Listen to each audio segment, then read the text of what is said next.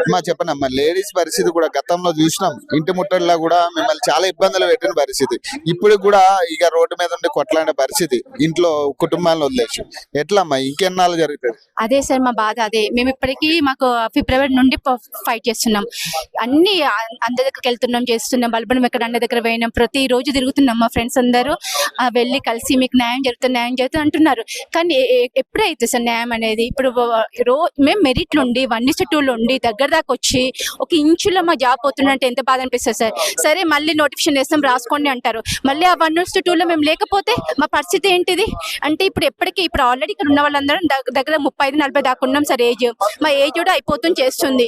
ఇంట్లో వాళ్ళు చూస్తేమో అప్పులు అట్లా వేసుకొని కష్టపడి చదువుకున్నాము, పిల్లల్ని ఆగం చేసుకొని ఫ్యామిలీని ఆగం చేసుకొని అప్పులు చేసుకొని ఇంతగానం కష్టపడి దగ్గర దాకా వచ్చిన జాబ్ పోతుంటే ఎవరికైనా బాధ అనిపించదా సార్?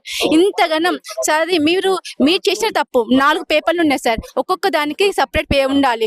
ఫీజు అయితే బరాబర్ తీసుకున్నారు సార్, కానీ కామన్ పేపర్ పెట్టిల్లు.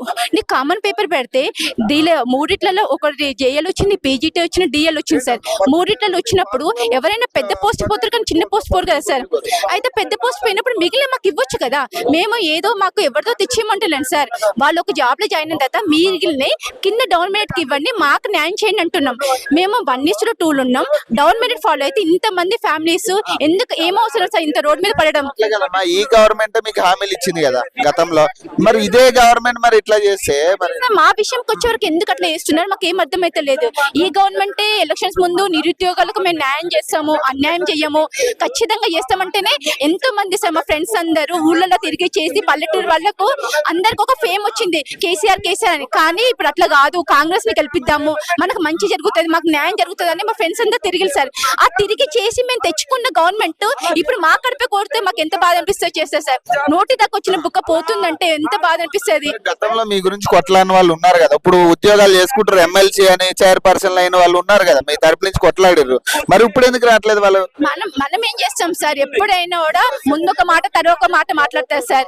ఇప్పుడు వాళ్ళు మాట్లాడి లేచారు కదా అంటే ఇప్పుడు ఎవరు ముందుకు వస్తలేరు, ఎవరైనా ఎవరి స్వార్థం వాళ్ళు చూసుకుంటారు సార్. అప్పుడున్న పరిస్థితి అట్లా మాట్లాడారు, ఇప్పుడు వాళ్ళకి అనుకున్నట్టు వాళ్ళకి అయిపోయింది, వాళ్ళు సెట్ అయిపోయి. కానీ మధ్యలో బలేది మేము అన్యాయంగా మేము ఇంతమంది సార్ 2000-3000 మంది ఉన్నాం. ఈ 3000 మంది దగ్గర దాకా వచ్చి ఇప్పుడు ఈ మధ్యలో ప్రైవేట్ జాబ్ పోదామంటే తీసుకోరు సార్. ఈ మధ్యలో సర్టిఫికెట్స్ పట్టుకొని పోయినా ఇప్పుడు వేకెన్సీ లేవు అంటే ఇంకెన్ని రోజులు మేము ఖాళీగా ఉండాలి, చెయ్యాలి. సరే ఇంత కష్టపడ్డాం, 5-6 నెలల నుండి కష్టపడుతున్నాం సార్. ఎంతో మంది మేము చేస్తాం. రేవంత్ అన్న నిన్ననే అన్నారు, ఇలా అది మీరు ఎవరి నిరుద్యోగులు ఎక్కడ పోకండి, చేయకండి, మంత్రులను కలవండి, ఇక మనం కూల్ గా సాల్వ్ చేద్దాం అన్నారు. మరి ఎక్కడ సార్ ఏ ఎమ్మెల్యే కలుతున్నాం, అందరినీ కలుస్తున్నాం, అందరికి లెటర్ ఇస్తున్నాము, మా బాధ చెప్తున్నాం, సరే అంటున్నారు. కానీ ఎవరు ఏం రెస్పాన్స్ ఇస్తలేరు, ఎవరు అక్కడ అసెంబ్లీ మాట్లాడతలేరు. కొంచెం మా విషయం మేము న్యాయం అడుగుతున్నాం కదా సార్. మాకు వచ్చిన 1:2 పోస్టులు మాకు ఇవ్వండి. ఇదైనా ఇప్పుడు మీ కోటానే పడుతుంది కదా సార్. ఇప్పుడు ఎలక్షన్స్ ఇప్పుడు మీరు వచ్చిన దగ్గర పోస్టులు నింపుతున్నంటే మీ కోటానే పడుతుంది కదా సార్. మాకు అట్లా న్యాయం చెయ్యండి. ప్రజాపాలన అని చెప్పారు వాళ్ళే, ప్రజా పరిపాలన ప్రజల కోసమే చేస్తామని చెప్పారు. ఇప్పుడు ప్రజాభవన్ లో మీ దరఖాస్తులు ఏమైనా ఉంటే ఇవ్వండి అని చెప్పారు. మరి అక్కడ కూడా పోయినాం సార్, అక్కడ సీఎం ఇంటికి పోయినాం సార్, అక్కడ వేసినాం, అక్కడ నుండి మమ్మల్ని తరిమి కొట్టిల్లు, ప్రజాభవన్ కి వెళ్ళినాం. అసలు మేము ఏ ఎమ్మెల్యేని ఎవరిని అందరి దగ్గర పోయినాం సార్. ఎన్ని చోట్ల పోయినా సరే అంటున్నారు, కానీ మా గురించి మాట్లాడటం ఇవ్వలేదు సార్.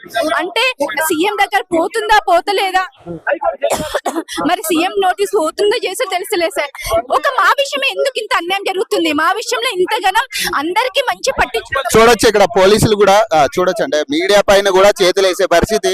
అంటే ఇక్కడ ఏ రకంగా అంటే వీళ్ళు ట్వీట్ చేస్తున్నారు అంటే అభ్యర్థులు లేదు, మీడియా లేదు అంటే కవరేజ్ చేయొద్దు. అది ఫస్ట్ ఫైనల్ ఏంటంటే కవరేజ్ చేయొద్దు. సో బేసిక్ గా ఏంటంటే పోలీసులు కూడా చాలా వరకు అంటే ఇప్పుడు ఇక్కడ కవరేజ్ జరగొద్దు అనేది వాళ్ళ దృష్టి కనపడుతుంది. సో ప్రస్తుతం అయితే మాట్లాడే ప్రయత్నం అంటే చూడొచ్చు, అంటే ఏ విధంగా వాళ్ళు ట్రీట్ చేస్తున్నారు ఏందనేది మనం చూడొచ్చు.